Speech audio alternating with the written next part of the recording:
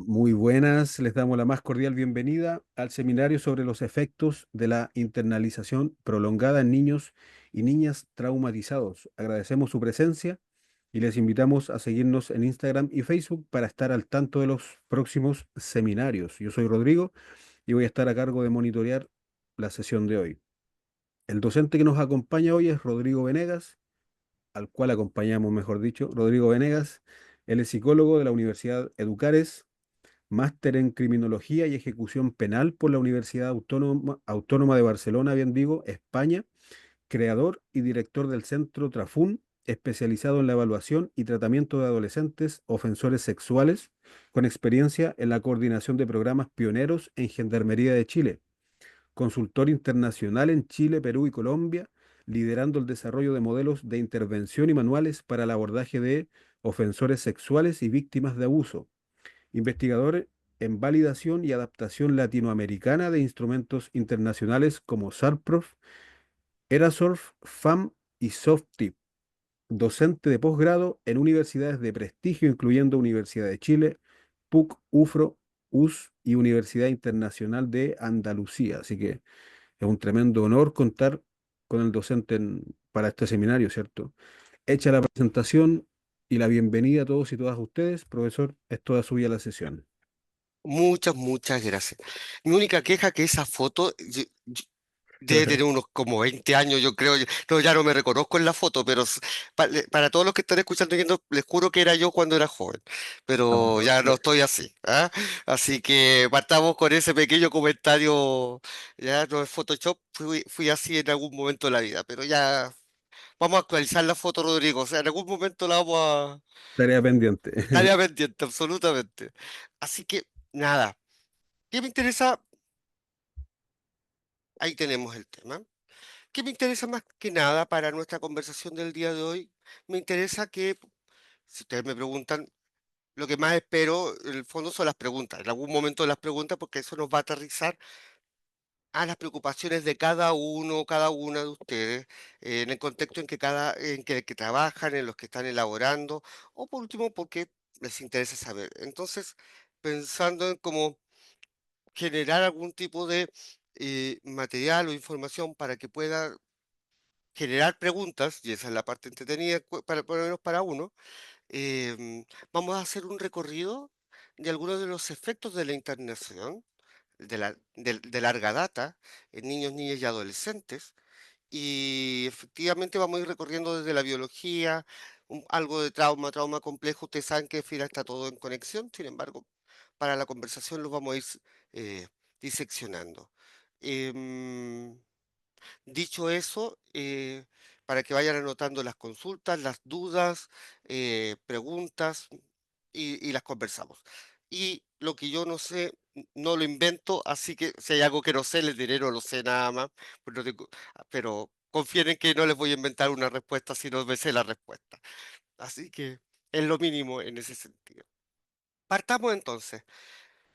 Evidentemente, para hablar del tema, necesitamos también contextualizarlo y en lo vamos a contextualizar a Chile, pero dado que me toca trabajar sistemáticamente en Perú, Colombia, Bolivia también, eh, y también en España, no es tan distinto el fenómeno que estamos conversando en cada país. Tiene sus diferencias, efectivamente. No obstante, la mayor parte de lo que vamos a conversar es aplicable a cualquiera de nuestros países latinoamericanos o hispanohablantes. ¿M? Y también anglosajones, efectivamente. Pero si lo tengo que bajar un poco, lo tengo que traducir a algo más desde donde lo estoy pensando, claro, lo voy a colocar desde un modelo que tiene que ver mucho más con Chile, ¿no? Que es como desde donde nos vamos a disponer. Em,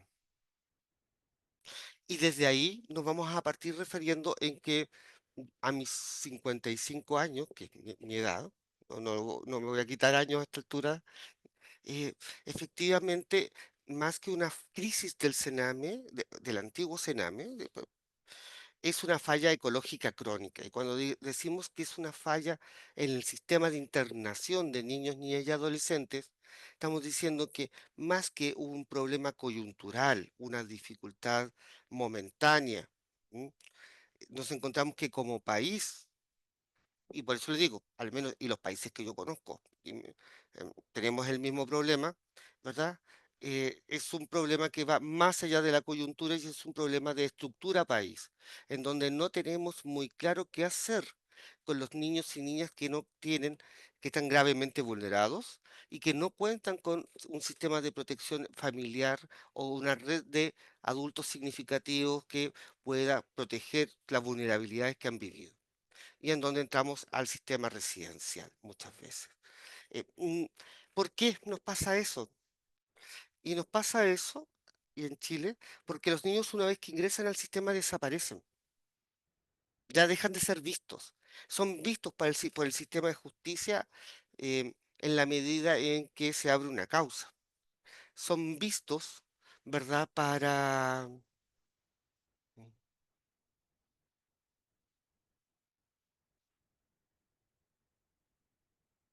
eh, para a veces los programas de Mejor Niñez, hoy en día Sename, los programas de reparación en maltrato, programas de distinto tipo, pero cuando ingresan al sistema residencial, hay una parte de ellos que se desaparece. Y como decía una muy buena amiga mía, los niños y adolescentes no votan, así que la Vinca Jackson.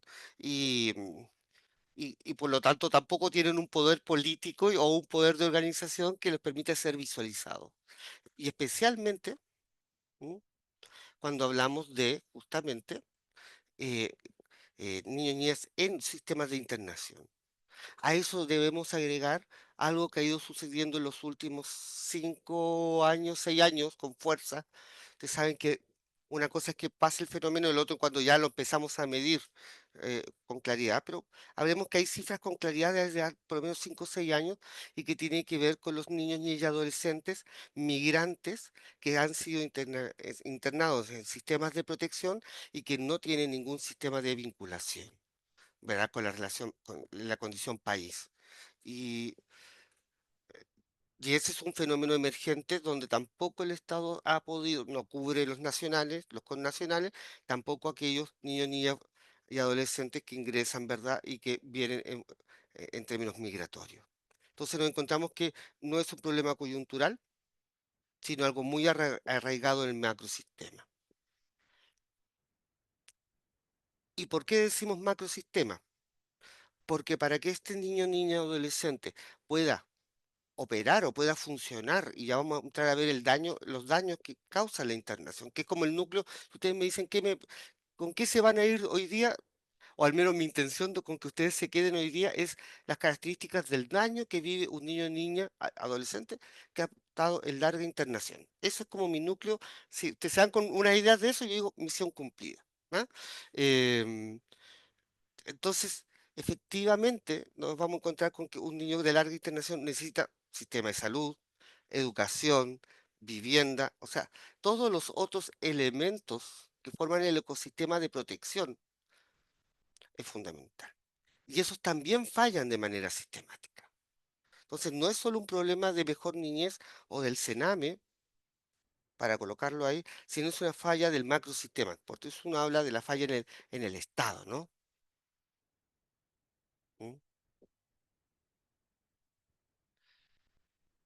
Vamos a mirar la otra.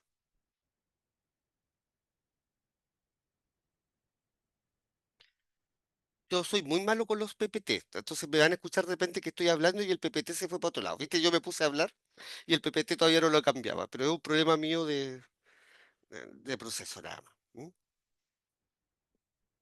Efectivamente, uno de los diagnósticos país más fuertes tiene que ver que los procesos de judicialización están desespecializados. ¿Qué quiere decir eso? Que a veces los operadores, los trabajadores sociales, psicólogos, psicopedagogos, médicos, personal, personas que trabajan con niñez, y las niñeces, como quieran llamarlo ustedes, efectivamente nos vamos a encontrar que mm, a veces el sistema judicial carece de un análisis técnico riguroso que evalúa alternativas, ¿m? Donde se trata de perpetuar la internalización como a veces como primera respuesta, o una respuesta muy a mano en algunas circunstancias. Y cuando decimos como desespecializadas, estamos diciendo que efectivamente además nos vamos a encontrar con un problema estructural en los tribunales de familia particularmente, y es que un tribunal puede fallar a la misma causa de una manera y de otra, dependiendo de los criterios que hayan en los jueces. Entonces también ese niño y adolescente, esos profesionales que van con un informe o que van a presentar, también no tienen la certeza que sí la pueden encontrar mucho más en el sistema penal, donde los estándares están más estructurados, donde uno sabe que más o menos si se prueba voy a tener 5 años y un día, voy a tener, hay una tabla, si lo quieren mucho más estructurado, acá uno va y no tiene tan claro la respuesta final con la que va a salir de un sistema judicial. Por tanto, nos vamos a encontrar con situaciones, ¿verdad?, de ese tipo.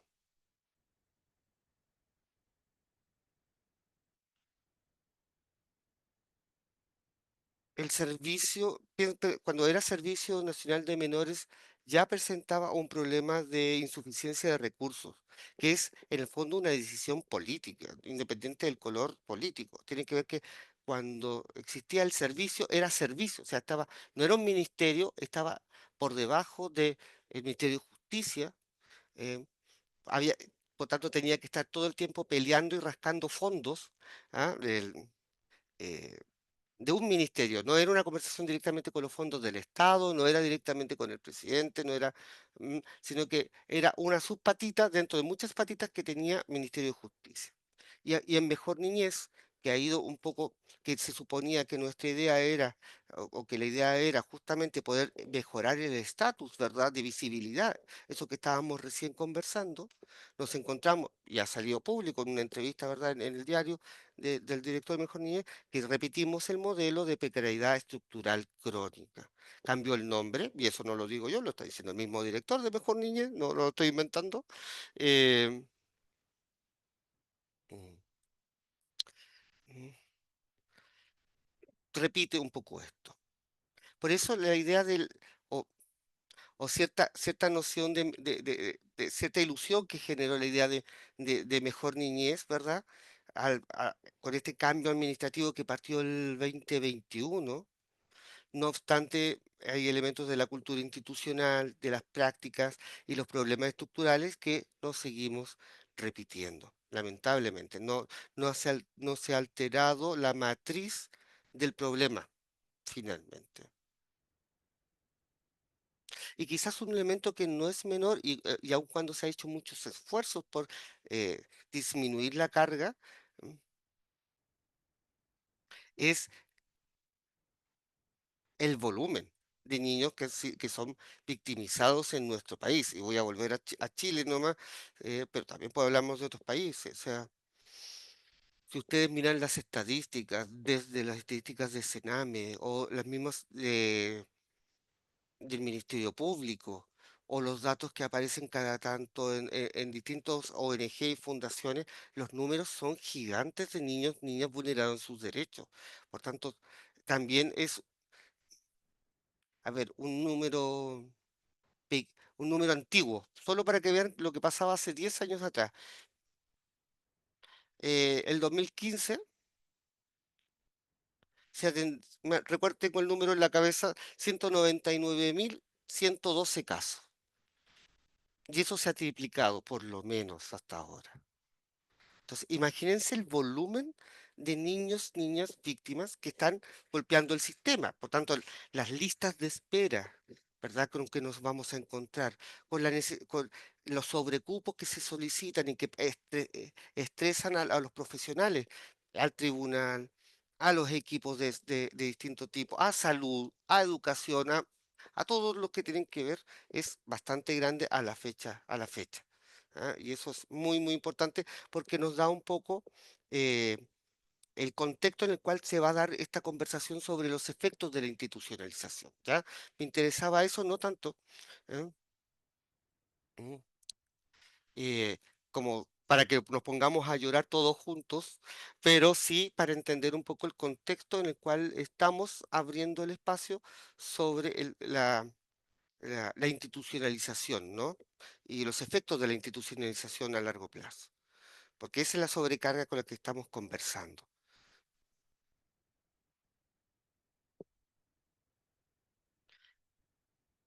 Vi pasar un mensajito de Stephanie, decía 6 de cada 10 niños, lo vi pasar en la pantalla. Sí, es que el número es enorme, de verdad que sí. em, de verdad que sí. Entonces, ahora bien, entremos un poco en terreno, porque la idea es dejar harto espacio o el máximo espacio posible para las preguntas. ¿No? ¿Qué vamos a entender hoy? Ahí, cambié la lámina.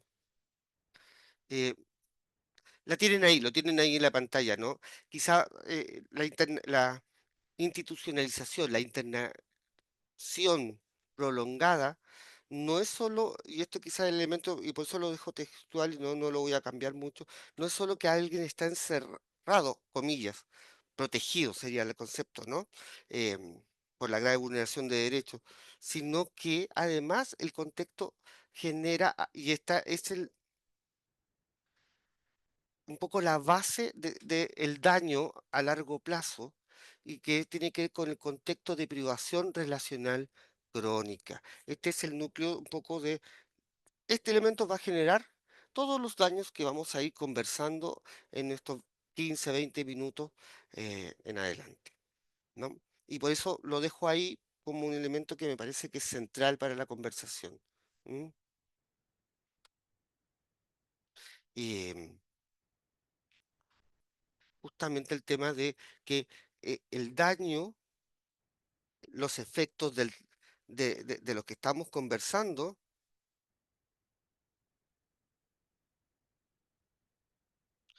em, tiene que ver con este contexto relacional crónico de privación,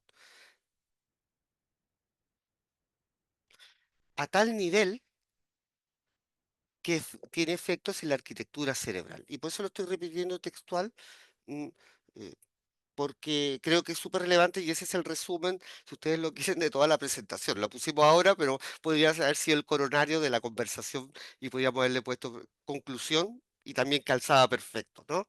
Eh, Era más bien un spoiler de lo que vamos a conversar. Vamos viendo algunos de los efectos en el tiempo que tenemos. Em, ¿Mm? Desde la teoría polivagal, me voy a saltar muchas de las explicaciones que están a la base para hacer más amena la conversación y no entrar como tanto en autor y teoría, ¿ya? Em, Me voy a quedar con las ideas centrales, por eso voy a nombrar cosas y el efecto, pero me interesa más que quedarnos con los autores y los nombres, como la idea de los efectos en distintas dimensiones. Eso es lo que más me interesa, por eso como que lo dejo así nomás. Bueno, desde la teoría polivagal, ¿verdad? El entorno institucional, em, ¿qué es lo que genera? Es un contexto, carácter institucional, ¿verdad? De la institucionalización a largo plazo de un niño, niña, adolescente. ¿M? Le entrega, ¿verdad? A este niño señales carentes de seguridad, o no le entrega, ¿verdad? Señales de seguridad, lo que impide el proceso de corregulación. Esto desde el modelo, ¿verdad? De Porges, genera que en el sistema nervioso autónomo de este niño, un estado continuo de estado de defensa continuo. ¿Que en qué se traduce? Continuo slash crónico, si lo quieren, ¿no? Esto implica que este niño o niñas van a encontrar durante 10 años, 12 años o el periodo que se encuentre en el sistema, un sistema nervioso, una posición, ¿verdad? Que es de lucha, huida, ¿m? Continua. O sea, estoy todo el día y en todas las circunstancias en una condición de o estoy en la lucha o estoy para huir, ¿no? Ese es un poco ¿m?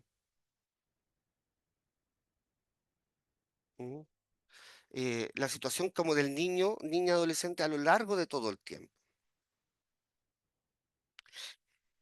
¿Qué efecto tiene eso desde este modelo? Esto va a impedir, estoy haciendo un súper mega resumen, palabras, ¿eh? Lo que va a hacer va a impedir el acceso al estado de conexión social y de seguridad, que es justamente en términos de la teoría lo ventral vagal, ¿no? Que es esencial para el desarrollo. Lo digo más despacio si lo quieren. Esto finalmente va a impedir el acceso al estado de conexión social y de seguridad.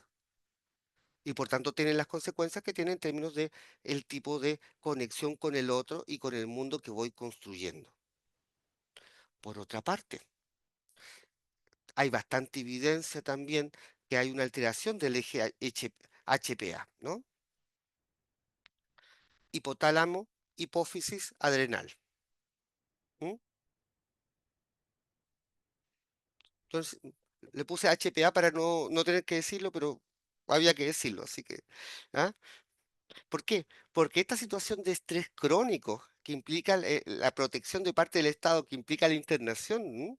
Es un, es un estrés que se da crónico y además no regulado, porque la función del adulto y los que tienen hermanos, hermanas, o son padres, madres, ¿verdad? O tíos, tías, ¿m? Incluso de de otros mamíferos, no humanos, un perrito, un gatito, una de las funciones centrales, ¿verdad? De este adulto, este otro significativo, es justamente el poder regular el estrés del otro. Cuando te hacen un cariño, cuando te acercan, cuando dicen qué te pasa, cuando te dan un abrazo, genera un efecto, ¿verdad?, de regulación externa que termina fomentando y desarrollando la autorregulación. ¿M? Pero cuando no tenemos esta regulación, nos genera unos ritmos de cortisol atípicos, ¿no? Que son unas, en vez de tener una situación como de cortisol, mm, como, no sé si me ven a ver, yo también me veo, ya, perfecto.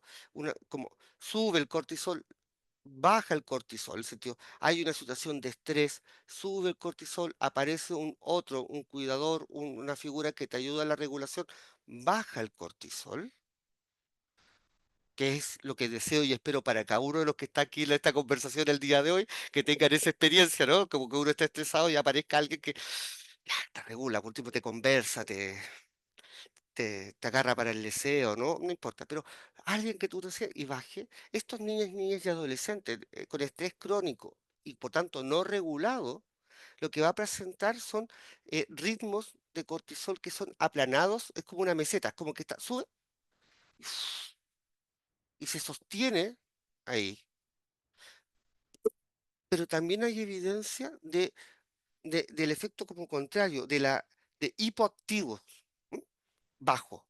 Y como que nada del ambiente genera reactividad en este niño y adolescente. El efecto entonces es que este niño y niña carece o va a no tener la capacidad corporal para poder gestionar todo el estrés futuro y toda la carga de estrés. Por tanto, va a implicar o que cualquier tipo de acción va a, va a sostener el pico de estrés y con ello una hiperreactividad, o no va a haber nada que lo movilice. ¿M? Como elementos como generales. ¿Ya?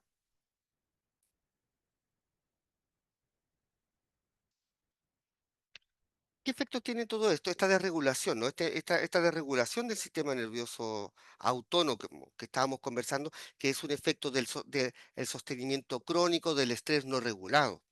Ese es nuestro modelo. ¿M? La evidencia muestra que en este contexto que estamos conversando, ¿m?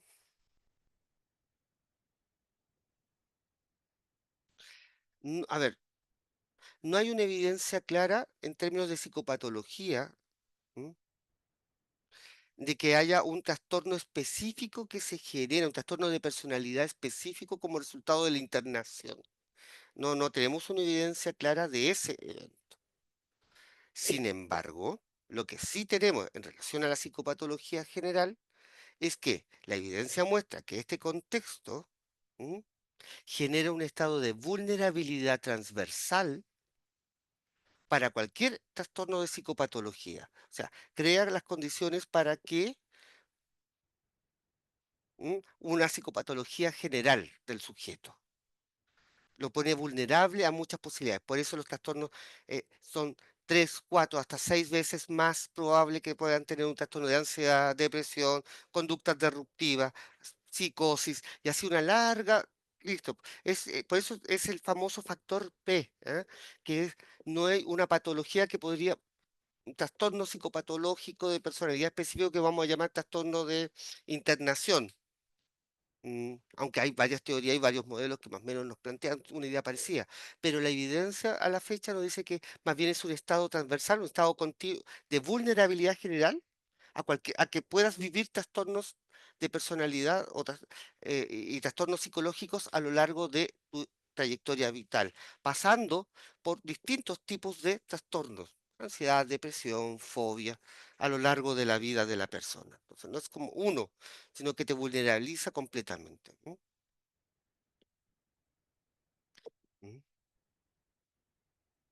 Y sobre, ¿y cuál es la evidencia contundente? Porque te tiene ahí una cosa que dice evidencia contundente. La e- los ensayos aleatorios, hasta donde yo los conozco, y siempre hay algún ensayo, algún estudio que no leyó o que no miró, eh, al menos hasta los que yo conozco, ¿verdad? Nos demuestran con una con una alta correlación, no una causalidad, pero es una alta correlación que que estos niños, niñas y adolescentes, cuando aparece un cuidador, un familiar, alguien que se hace cargo, aunque lleve un buen tiempo en el sistema de internación, cuando aparece alguien, puede revertir parcialmente, y esta palabra es importante, parcialmente los daños. ¿Mm? De manera que no es que el cuidador estamos pensando en internación crónica, ¿no?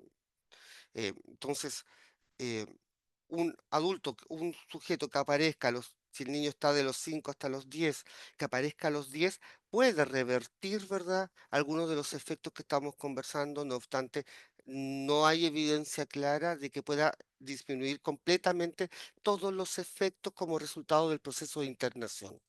Mm, mm, ah, em, es una cosa que para mí es importante. Vamos con con la siguiente entonces. Vamos viendo un poco de daño. ¿Vamos bien? ¿Están muy aburridos? ¿Aburridas? ¿No? ¿Sí? Ya, yo los veo por acá, mi pantalla está acá y la cámara está por allá, así que parezco como perro pug mirando para todos lados, porque como que no sé para dónde mirar, pero así que me disculparán si no los miro bien a los ojos porque no sé dónde están, pero estamos, ¿ah? Así que, mire, entonces para ver las caras están acá, bueno, ya, eh, sigamos entonces con lo que estábamos comentando. Pero ahí está, este es el que me interesaba. Tal como estábamos recién diciendo, ¿no? Sobre los efectos de los estudios que tenemos sobre el tema, uno de los efectos más importantes, ¿verdad? Y ya lo habíamos estado diciendo al principio, pero se observa esta hipertrofia y mayor reactividad de la amígdala. No esta amígdala, la que está acá adentro, ¿no? Eh, ¿Qué es lo que pasa ahí? De lo que sabemos. Sabemos que esta falta de conexión significativa con otros a lo largo de un periodo crónico de tiempo afecta la conectividad funcional del cerebro. ¿Qué específicamente? La conexión entre la amígdala y la corteza prefrontal. La corteza prefrontal es esta, ¿no? La que uno se pega cuando hace una tontera, es como, oh, esta. ¿Ah? ¿Y por qué es importante esa?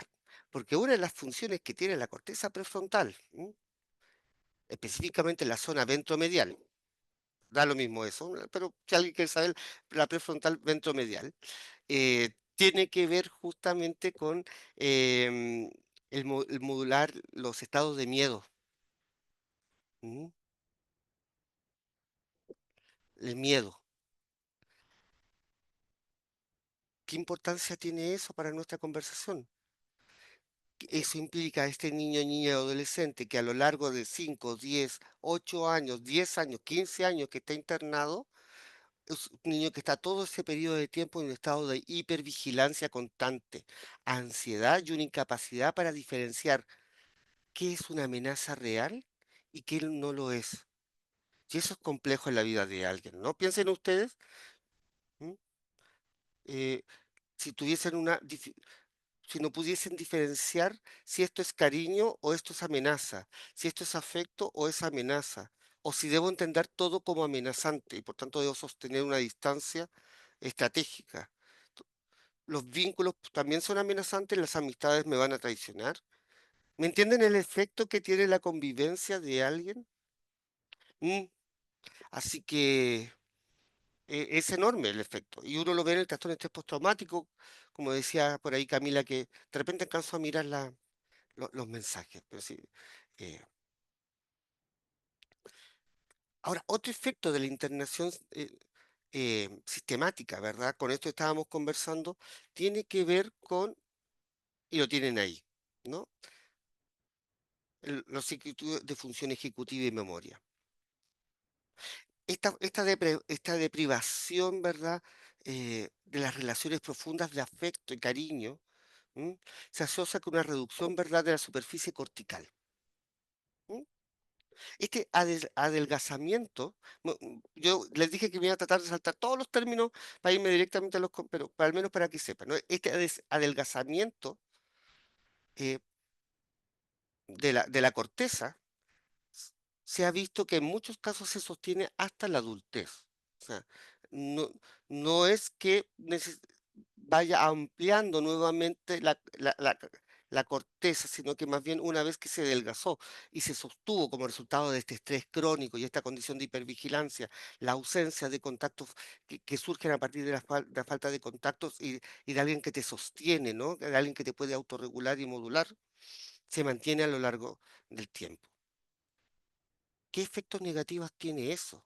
Bueno, que es esa zona que era de cierto grosor, en todos ustedes tienen cierto grosor, pero en estas personas, como efecto del daño de la internación, disminuye el grosor. Esa zona tiene como principales funciones planificar, control de impulso, toma de decisiones y regulación emocional. Por tanto, esos cuatro elementos nucleares de nuestra conversación pueden sostener ese daño, que puede ser mayor o menor, no estamos, por favor, no se coloquen en el peor de los casos, hay siempre el peor de los casos, pero puede significar, ¿verdad?, dificultades en la planificación, problemas en el control de impulsos, o, ¿verdad?, inseguridades, como va a decir la gente, pero que tiene que ver con una función ejecutiva de toma de decisiones. Como no puedo, como todo me da susto y no puedo diferenciar qué riesgo o no, tengo todo al mismo nivel. Cuando uno toma decisiones, coloca cosas en distintas jerarquías y va diciendo, esto es más riesgoso, esto no, esto me da susto, esto no. Acá está más o menos todo al mismo nivel, entonces cuesta tomar decisiones. Y si no puedo tomar claras decisiones, tengo problemas de planificar, entonces todo me está pillando un poco a tiempo. Y además tengo algunas dificultades para el control del impulso, claro, la regulación emocional nos hace agua. ¿M? ¿Qué más tenemos en el PPT? Atrofia del hipocampo. Ya.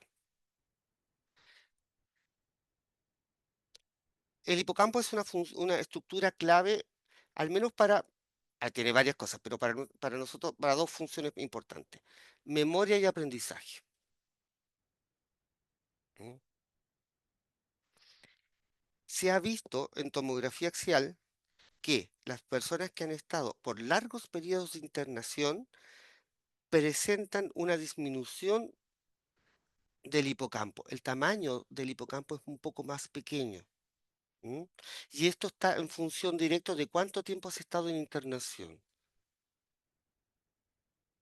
Por tanto, te va a costar mucho más aprender de las experiencias, poder diferenciar qué debo retener como importante y qué no. No tiene que ver con ser más inteligente o menos inteligente, por favor. No, no ese es el concepto. El concepto no es de inteligencia. Es que al ver un menor tamaño del hipocampo, presentamos muchas más dificultades para poder aprender de las experiencias. Por tanto, a ver, los que son de mi edad, si hay alguien de mi edad, no sé, yo veo pura gente joven, pero si hay alguien de mi edad, había una canción muy antigua que era como Volví a tropezar con la misma piedra. ¿M?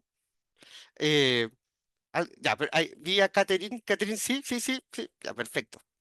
Eso me lleva a la cocina de la casa de mi mamá, esa canción. Bueno, hay una dificultad, no de aprendizaje, no necesariamente de aprendizaje escolar, ¿no? Em, Jorge, Ana, ahí, Mariela también son de los míos. Ya, muy bien. Y Caterina también. Perfecto. Eh, no es como que no se pueden aprender las tablas de multiplicar, sino que no aprenden les cuesta más aprender de las experiencias para no volver a cometer los mismos errores. Ese es el tema, porque, porque la memoria nos ayuda a recordar como, chuta, pero la otra vez me pasó que aunque, ¿me entiendes? Y, y como yo, entonces, ese circuito ese es el tema que estamos conversando, para que nos quede, no nos quedemos como que es un problema, porque por eso le decía, no es un problema inteligente, puede ser una persona brillante. De hecho, hay muchas personas que han estado internadas en el sistema residencial y son personas muy inteligentes. El tema tiene que ver con repetir experiencia y no salir, y no poder salir de ese bucle. Vamos a la siguiente. Ujú. Red de modo. Ah, perfecto, ya, perfecto. Mm, En los casos más crónicos, como ya 10 años, 11 años, 12 años de internación, hay una pérdida o si lo quieren, se altera, quiero ser cuidadoso con el lenguaje, se altera la capacidad de introspección, autoconocimiento, y eso nos lleva a una construcción del civismo, ¿verdad? De la identidad más vulnerable, porque no sé, si uno mete la pata, voy a hablar por mí, no tengo por qué sacarlo a ustedes como ejemplo, meto la pata. eh, Tengo que integrar eso, voy a dar una vuelta, lo voy a pensar, ¿por qué reaccioné así?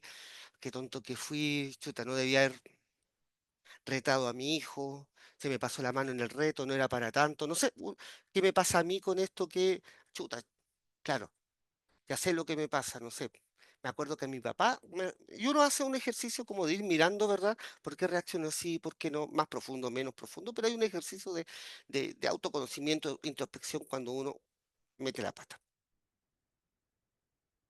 Acá lo que nos vamos a encontrar muchas veces es que la alteración, con todo lo que ya hemos conversado, vayan sumando porque esta estructura es sumativa, ¿no? Con todo daño que ya habíamos estado comentando antes, se dificulta la introspección. Y si me dificulta la introspección, mi construcción del sí mismo, de quién soy yo, es más débil, es más desorganizado, no es tan coherente. Por supuesto, en los casos más graves, por favor, no es como que si estuvo 2 años pasó esto, 5 años pasó esto, 10, 12. Pero si se fijan, al hablar de todos estos daños, uno ya puede armar un checklist de qué es lo que tengo que evaluar si tengo un niño adolescente que está en internación crónica. Estos son los componentes que yo tengo que preguntar, que tengo que evaluar, ¿no?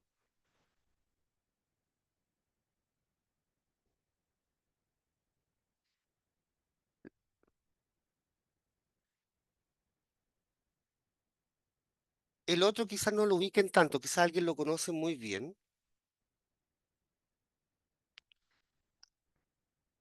Pero es el concepto que está ahí en el verde, lo tengo ahí en la pantalla, tiene que ver con la idea de la capacidad para detectar estímulos que son relevantes comparados con los que están en segundo plano.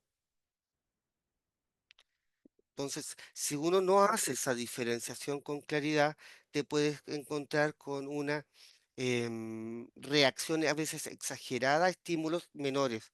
Entonces, porque toda la estimulación está más o menos al mismo nivel. ¿Se acuerdan que hablábamos del estrés y la meseta? Vayan juntando todo lo que estábamos condensando, porque cada una de estas ideas es sumativa de la siguiente. ¿M? Entonces nos podemos encontrar con alguien que tiene una alta reactividad a estímulos que no son relevantes y muy baja reactividad a estímulos que debieran hacer que se movilice. ¿Ah? Y porque no es que sea tonto, flojo, malo, ¿me entiendes? No tiene que ver con una condición de voluntariedad en ese sentido, que a veces, muchas veces se le atribuye a la gente, sino más bien a esto que ya tienen el concepto ahí en verde, que es la de regulación de la capacidad de detectar qué estímulos son relevantes. Esa es la idea de la que está ahí.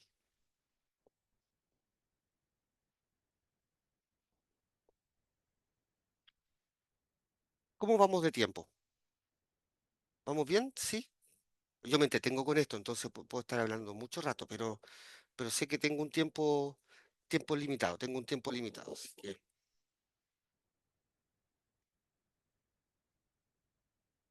Voy a poner el relojito como mano para que no se me pierda.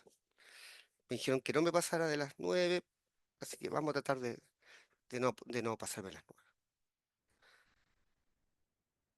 ¿Qué nos pasa con el trauma complejo? Uf, trauma complejo de internación. Es terrible el juego de palabras que hay ahí, porque puede venir, la persona puede estar en un trauma complejo y entra en internación crónica, lo que amplía los síntomas, o la internación activa un trauma complejo, ¿no? Un trauma que en ese caso uno hablaría a veces de un término, quizá algunos de ustedes lo han escuchado en otras oportunidades, pero algunos libros, autores lo nombran, que habla de trauma complejo del desarrollo, como un proceso de traumatización compleja que va pasando las distintas etapas del ciclo de desarrollo vital de una persona. ¿M? Eh,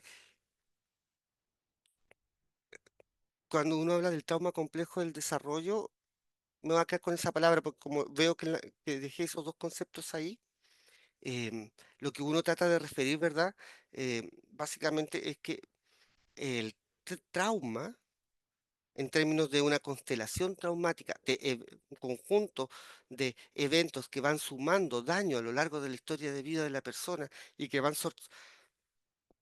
confirmando y reconfirmando el daño anterior y lo van profundizando, finalmente es un organizador de la identidad. O sea, cuando estamos diciendo que el trauma complejo del desarrollo en última instancia no es solo una serie de eventos mm, que se van sumando, sino un marco organizador de la propia personalidad del sujeto, de la percepción y la neurobiología, todo el sistema nervioso central, el cuerpo, si lo quieren con términos más amplios, y me parece más correcto además, porque no es solo el sistema nervioso central, el cuerpo, la psique, la identidad, los afectos se empiezan a construir como capas de cebolla alrededor de las experiencias traumáticas.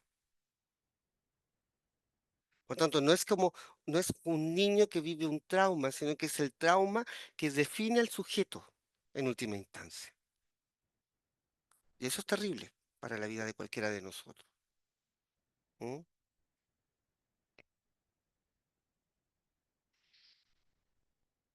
Y si es de muy, muy temprano, y ahí está la paradoja tóxica del cuidado, ¿verdad? Se suponía que la internación era la solución de alguna manera, ¿eh? Y termina siendo, ¿verdad?, en la fuente del trauma.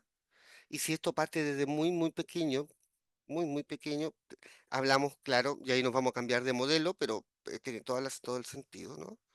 De, un apego desorganizado, sería como la palabra, me quedé pensando como, ¿cuál sería el modelo? Apego desorganizado, es una buena palabra ahí.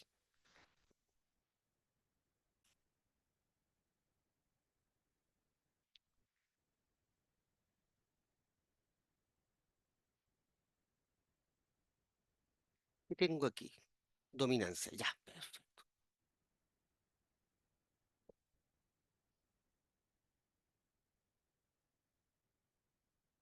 Vamos a ver qué tenemos aquí. Como resultado de todo esto que estamos comentando, nos va a emerger un cerebro, pero saquémoslo solo como del cerebro, ¿no? Yo entiendo el concepto del cerebro, pero es un cuerpo, ¿no? Porque involucra todas las distintas capas, sistema nervioso central, autónomo, los mecanismos de todo lo que tiene que ver con las defensas del cuerpo frente a la enfermedad. Es el cuerpo entero el que habla, ¿no? Y el que queda traumatizado. Creo que esa imagen del cerebro es una mala imagen y debiera poner un cuerpito, una persona ahí, ¿no? Pero si vamos a hablar del cerebro, quizá un concepto que aparece como fundamental es el que está ahí de dominancia límbica, ¿no? El peligro crónico que hemos estado conversando provoca que el cerebro opere principalmente desde las estructuras más subcorticales, o sea, el sistema límbico, el tronco encefálico, son como los dos grandes estructuras. ¿M? ¿Qué, s- ¿Qué función tienen esas en nosotros? Son las fundamentales para la sobrevivencia. Que son las que operan cuando el cerebro, cuando percibimos que estamos en riesgo vital. Y conéctenlo entonces con trauma, ¿no? Trastorno de estrés postraumático, conéctenlo con todo eso que está ahí. Eso, Recordemos que la definición de trastorno de estrés postraumático, el criterio uno cambió a lo largo de los años. Antiguamente el trastorno de estrés postraumático implicaba que tenía que haber un peligro real para la sobrevivencia del individuo, o sea, el DSM-3, el 2, y después cambió a la idea de una percepción de peligro. Por tanto, perfectamente puede ser que se me activa la dominancia límbica, los sistemas de defensa, el límbico y el tronco encefálico, sea me ataca un león o me ataca un chihuahua, con esos dientecitos pequeños y filudos que dan miedo. ¿Ah? Porque tiene que ver con si me ataca y siento que mi vida está en peligro, se van a activar los sistemas, independiente si es un león o es un chihuahua. Eh, y por eso la definición en el trastorno de estrés postraumático desde una experiencia real de a una percepción de. Y si vemos en el segundo, la inhibición cortical, la idea central de lo que está ahí es que la actividad, ¿verdad?, de la corteza prefrontal, de nuevo, la que tiene que ver con pensamiento, reflexión, lenguaje, se desconecta o queda inhibida. ¿Qué pasa? A ver, ¿qué quiero decir con eso? No es que como que se desconecta dos personalidades, sí. Después, eso nos da para otra clase sobre disociación. Pero, ¿qué le pasa a este niño que lleva tiempo en esto y que está en un estado de dominancia límbico y hay una inhibición cortical? El efecto que tiene en este niño o niña, ¿verdad? Es que, y que cuando decimos se desconecta, lo que quiero decir es que este niño no puede pensar en un momento dado, sino que solo reacciona. ¿M? La tarea principal del cerebro deja de ser aprender y pasa a estar todo el rato centrado en predecir y detectar amenazas. Por tanto, el estado de hiperalerta que estábamos conversando impide, ¿verdad?, que él pueda reflexionar sobre lo que está haciendo. Entonces son niños que uno dice, ah, es un niño del cename, son niños que son súper impulsivos, que son reactivos, que te responden al tiro, claro, pues si no tiene espacio para la reflexión, no tiene un espacio donde su sistema, ¿verdad?, permita bajar los niveles de cortisol, su respuesta no sea la respuesta de huida, ataque, ¿m? Y permite espacio para que haya pensamiento, haya lenguaje y haya reflexión. No está, porque está todo el rato escaneando los peligros y la condición de hiperalerta que podría estar teniendo, ¿no? Y para cerrar, creo que estoy en la hora, tengo un avisito que me dice que estoy en la hora, que no me pase de las 9. Y me lo puse yo mismo, nadie me está retando, pero es que yo si no, yo me, yo me alargo solo. Entonces, y, em, y porque la idea era dejar espacio para preguntas y ya estoy dejando, voy a dejar solo 15 minutos para preguntas. Entonces, ya, para cerrar, solamente para ir cerrando, ¿no? ¿Qué nos vamos a encontrar como resultado de todo esto? Y si lo tenemos que traducir en, en dos palabras o dos grandes conceptos para cerrar la presentación de hoy. Apego desorganizado, lo habíamos comentado recién. Más allá de la inseguridad, se desarrolla un patrón de apego, ¿verdad?, particular, el desorganizado, donde el cuidador es visto simultáneamente como una fuente de miedo y de consuelo, y eso se extiende a lo largo de toda la vida del sujeto, hasta la vejez. ¿Mm? El resultado es que en la trayectoria vital de un sujeto podemos ver que hay conductas que son caóticas, contradictorias, y si uno se pone más psicólogo clínico, una fragmentación del self, ¿no? Y finalmente, y con eso voy a terminar el día de hoy, una internalización de modelos relacionales negativos. Obvio, con todo lo que hemos conversado, con esto cerramos y en nuestro coronario, ¿no? El niño construye mapas o modelos internos donde él mismo es el malo y va a buscar situaciones para justificar la condición de malo, el no querible, por tanto va a buscar continuamente poner a prueba los vínculos. Y además los otros son peligrosos, son no confiables. Los otros, ¿verdad? Están en el mundo de lo caótico, de lo impredecible. Y eso sostiene más este modelo de huida o defensa y se mantiene el círculo a lo largo de la vida del sujeto hasta la vejez.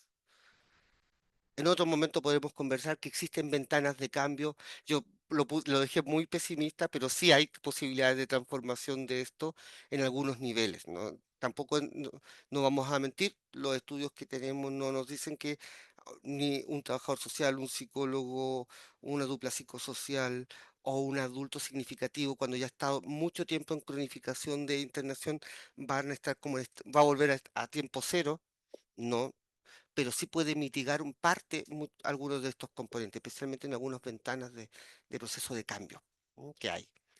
Eso, breve, cortito, traté de ser lo más... em, ahí volvemos. Y espero no haberlos aburrido demasiado o consternarlos. Así que muchas gracias y la paciencia que tuvieron. Muy bien, profesor. Qué Hablé genial. mucho, de corrido, mucho, sí, ¿no? Pero muy bien, Ya. muy bien, muy bien. Está muy atento ahí al chat. Muchos agradecimientos y muchos corazones, muchos aplausos virtuales, ¿cierto? Ah, Que los ganó, pero gracias. totalmente. Ujú. Así que ahora vamos a pasar, como bien decía el profesor, al momento, al momento de las preguntas. Así que levanten por favor su mano aquí en la plataforma. Mira, se llenó el chat de agradecimientos, así que Ah, esto es muy gracias. bien, muy bien. Muchas gracias. Tengo aquí a Karina Tavilo con su mano levantada. Le estoy habilitando el micrófono para que pueda hacer su pregunta. Hola, buenas noches, profesor, y a todos. ¿Me escuchan bien? Perfecto, Karina. Ya, gracias. Profesor, igual, primero que nada, agradecer la exposición. Se nota que tiene mucho conocimiento sobre el tema y la verdad yo también trabajo, soy un programa ambulatorio que voy a ver de chicos de residencia constantemente, soy psicóloga. Entonces vemos que igual está este apego desorganizado, que igual muchas veces se nos dice que no hay que generar estrategias como vinculares gananciales con los niños de residencia, pero me gustaría que me pudiera orientar qué recursos podemos fomentar nosotros como profesionales que vamos a estar en una forma igual transitorias con ellos, que el Oye, sí. vínculo va a ser por un momento y nuevamente vamos a generar en ellos esta sensación de abandono. ¿Ahí qué Sí. estrategia me puede ayudar respecto a eso? Que igual yo sé que es un gran tema. Es un temazo, ¿ah? Karina me mató con el comentario, me dijo algo bonito de mí y después me mató con la pregunta, porque es la pregunta y está muy buena, porque lo que ella nos plantea, y Karina, por favor, tú dime si te entendí bien, lo voy a volver a decir para que tú me digas si está bien, es que, ¿qué hacemos los profesionales que a veces tenemos que intervenir, trabajar con niños y niñas que están en esta situación de internación crónica, pero que sabemos que nuestro trabajo es de un momento? Porque uno se cambia de programa, porque los programas tienen un plazo, porque... mm, y eso que... ¿Estoy bien, Karina? Por favor, corrígeme si entendí mal la pregunta. ¿Sí? ¿Mm? Por tanto, el problema justamente es que... Ahí está la Karina que puso que sí, sí. Gracias, Karina. Sí. Justamente es un... Es complejo, o sea, por varios motivos. Y voy a responder, en algún momento voy a responder, Karina. Porque la otra posibilidad es no hacer nada. Pero si hacemos algo, sabemos que por un periodo de tiempo muy corto, porque ellos hablaban de estos elementos gananciales, ¿no? Eh, pero no solo pasa en la internación, piensen en los programas de reparación y maltrato, los programas del CENAME, donde uno está con niños, niñas y adolescentes, en tanto tiene una grave vulneración de derechos. Y en ese contexto están con un adulto, dos adultos que le dan apoyo, lo validan, lo acompañan, y puede ser un programa ambulatorio también y que está participando y que está ahí, baja la sintomatología, fue un gusto, nos vemos. O sea, en la medida que estaba con un problema o con una sintomatología, una vulneración, aparece gente que lo quiere. Y no dudo que esos profesionales le agarran cariño a ese niño ni adolescente. Eh, el primer programa de reparación PRM, el primer PRM, yo trabajé en el primer PRM del país. Lo bueno de ser viejo es que uno puede ser el primero en algunas cosas y las puede contar. ¿Ah? ¿Mm? Eh, y, em, Y después cuando baja la sintomatología, todo eso se pasa, ¡puf! Egresado, un gusto. Por tanto, también hay una sensación como en la medida en que estoy mal, aparecen otros y si estoy bien, nadie me pesca. Eh, ¿Mm? Y además nos encontramos con elementos de rotación de personal y hay una serie de otros factores, ¿verdad? Entonces, eso complejiza el proceso. Mi respuesta para Karina. Por supuesto que la solución perfecta sería un adulto que esté sistemáticamente apoyando a lo largo de toda la historia del sujeto. Pero si nosotros vamos a estar un momento frente a no hacer nada, inhibirnos de generar conexión emocional, porque el resultado es que vamos a salir, vamos a terminar dañando, uno puede trabajar elementos de cómo generar una conexión temporal con alguien, cómo yo puedo disfrutar de ese contacto sabiendo que va a terminar. Sé que es súper difícil con niños y niñas en proceso, en internación, especialmente crónica, porque se van a agarrar como una balsa de los profesionales, ¿no? Sin embargo, parte importante, ¿verdad? De lo que uno puede trabajar, justamente tiene que ver con ayudarle a que disfrute ciertas conexiones, que pueda valorar esas conexiones, a que pueda reconocer, por ejemplo, las señales de afecto, cariño del cuerpo, que valide esos componentes y si cuando aparezca otro profesional pueda ir avanzando. Em, pero no hay una solución única, Karina, en ese sentido. Pero si tú me preguntas, ¿cuál es la técnica que uno debiera trabajar o qué es lo que uno podría trabajar con un niño, niña o adolescente? Si va a tener un proceso de intervención súper cortito o acotado en el tiempo, sabiendo que después va a llegar otro, que hay rotación de gente, todo lo que sabemos de la estructura, que por eso partí con ese, justamente con ese tema de la estructura, ¿no? Yo trabajaría el tema del reconocimiento de los componentes corporales, Karina, como de las sensaciones, de validar el cuerpo desde ahí, porque eso es lo que porque eso va a ser persistente en mi historia. Los profesionales van a cambiar, van a desaparecer, va a haber rotación. La tía que me quiere, porque uno quisiese llevarse a todos los niños. eh, y no puede ni debe. Em, Pero si hay algo que uno puede enseñar es que reconozca las señales corporales, que pueda identificar esas señales y las pueda expresar. Si ese niño o niña internalizado puede lograr eso, va a lograr ciertos ejercicios, va a generar ciertos espacios para reflexión, va a reconocer miedo, por ejemplo, y va a poder, pensando en todo lo que habíamos estado conversando, ¿no? Generar como una pequeña fisura de espacios de reflexión y de análisis ahí la posibilidad de poder entender que esta conexión es momentánea y me gustó cómo me sentí con la tía y ahora que no está tengo pena.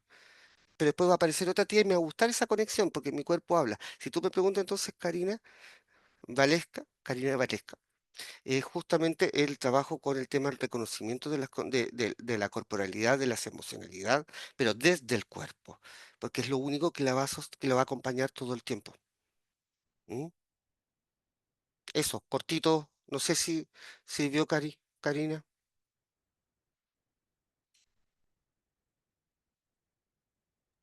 Muy bien, profesor.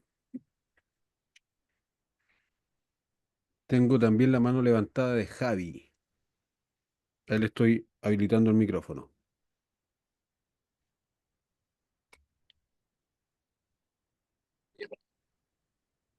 Ah, concha de broma. Javi, ahí Espérate, te espérate. escuchamos.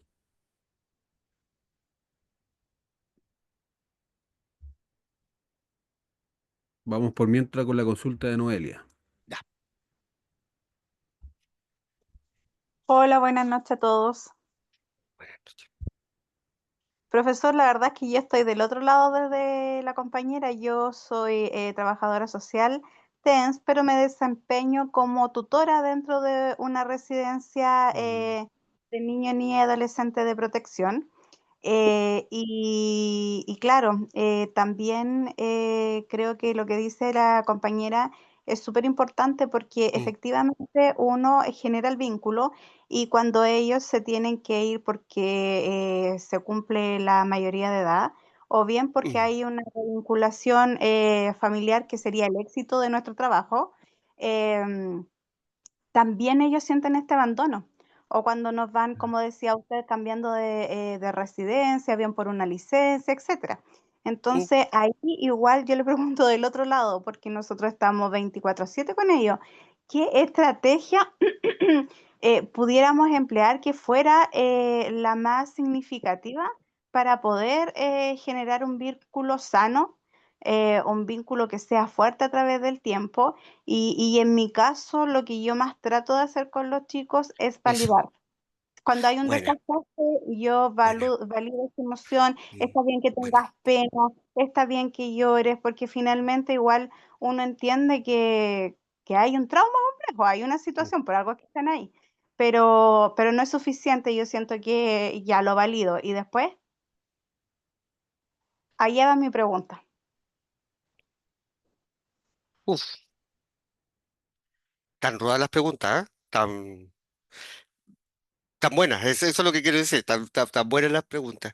Yo creo que lo primero, y en eso es, vamos a partir con ese concepto porque me parece importante, lo que muy bien dices tú es cierto. Uno de los primeros elementos cuando uno tiene que em, trabajar en este caso es justamente el elemento de la validación, ¿no? ¿Mm? Eso es un elemento que es súper, súper importante, absolutamente, y aparece tanto mm,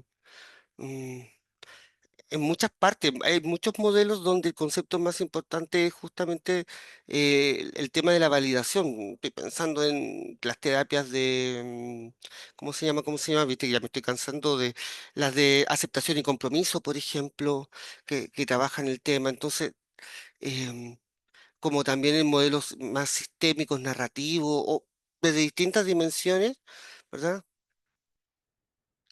Hay un ejercicio súper importante que tiene que ver con la validación. Así que lo primero que quiero plantear es justamente que ese ejercicio de validación es súper importante, ¿no? Es un punto clave y eso me parece importante plantearlo para la conversación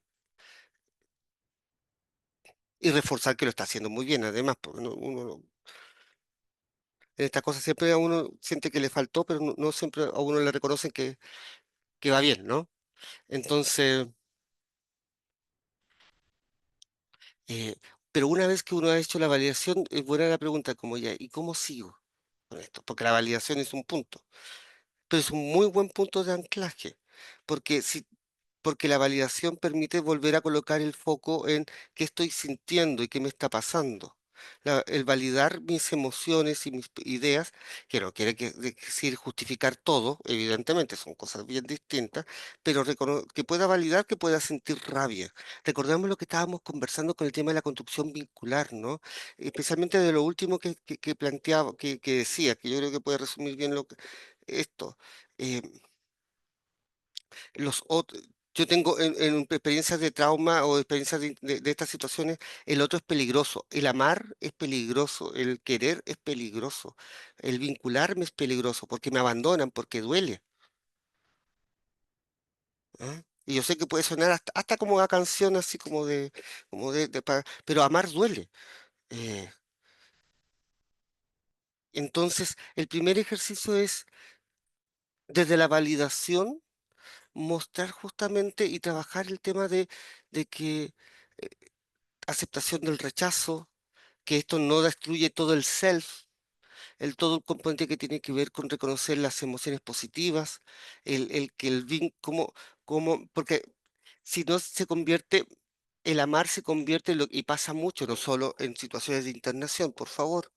La idea de amar duele se convierte fácilmente en, entonces lo quiero solo para mí, y pasa de amor a obsesión, donde como no quiero que se desprenda, entonces pasa a ser mío o mía. ¿Ah? Entonces, un ejercicio súper importante ahí justamente es, ok, valido, y luego puedo, a partir de cómo te sientes y cómo sientes, trabajar cómo se va a sentir el otro, empatía. Entonces voy trabajando empatía, asertividad, y con eso voy trabajando el tema vincular. ¿Mm? Entonces uno podría estar trabajando todo el rato con el tema ¿mm? de, mm, de cómo construyo vínculos sanos, relativamente sanos, que implican que el otro puede no querer algo y no significa que no te quiere. Yo creo que si tú me preguntas, ese componente como el otro puede enojarse contigo, igual te puede querer. El otro, tú te puedes enojar con alguien y también puedes seguir queriéndolo. Porque si no, el razonamiento es todo o nada, ¿no? El vínculo es como o me quiere incondicionalmente o no me quiere y yo termino con esa persona, que tiene que ver con el daño vincular, ¿no? Y que tiene que ver con este elemento de protección. Entonces, para cerrar. Entonces, valido, asertividad, empatía, y a partir y con todo eso yo empiezo a trabajar el tema vincular y poder colocar grises en las relaciones, cosa que ustedes lo saben muy bien, ¿no? Uno se puede enojar con la pareja, eh, o hasta odiarlo en algún momento, pero después se reconcilia y es como ya, es feo, pero lo quiero. Eh, ¿Me entienden? Entonces, esa idea como de que hay grises y hay puntos de que no que- enojarse con alguien, tener pena, no quiere decir que se rompa el vínculo. Y esa es la pega a largo plazo. Eso, Muy bien, profesor. estamos en la hora Excelente. ya.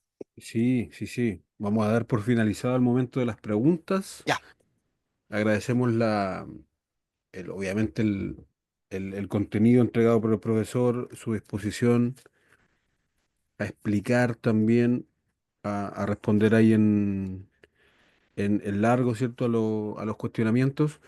¿Le parece, profesor? Sí, porque vamos a finalizar el video en breve. Ya. Terminamos el momento del video con una invitación al curso, una reflexión final. Queda totalmente abierto el Ah, momento final chuta, para usted. la parte que más me cuesta. Ya, la idea justamente un poco ir profundizando eso. Cuando Dipa me invitó un poco con el tema del curso, y era un poco esto, y esto sería como la primera parte, ¿no? Justamente yo creo que la parte más entretenida de lo que me invitó a Dipa un poco con la idea de que pudiera dar un curso, es justamente de ir pensando y reflexionando más sobre estrategia, profundizar un poco lo que ya estábamos conversando ahora, porque esto es parte en ese sentido, profundizar, ampliarlo, pero sobre todo ir ya hacia los componentes más de estrategia, creo yo. ¿Ya? Yo creo que esa es la parte, ya, entendí todo esto, pero ya, ¿qué hacemos? Es como un poco eso. Así que están invitados, invitadas absolutamente. Yo soy súper malo vendiéndome a mí mismo, así que no, no es lo mío. Pero esa es la idea un poco de la actividad y esa es la idea del curso para el cual ahí me invito a participar. Justamente como ya, pensemos y reflexionemos porque no hay recetas, ¿m? Sobre ya. Tenemos todo este diagnóstico, está bueno el diagnóstico, ¿qué hacemos? ¿Cómo intervenimos? Así que eso, muy cortito, ¿viste? Soy malo, Rodrigo, soy malo auto vendiéndome, no es lo mío, No, soy un pero bien, muy fracaso por bien. ese lado. Cada uno tiene su modo. Un tremendo gusto, profesor. Listo, pues. Que esté muy bien. Nos vemos, que estén muy bien.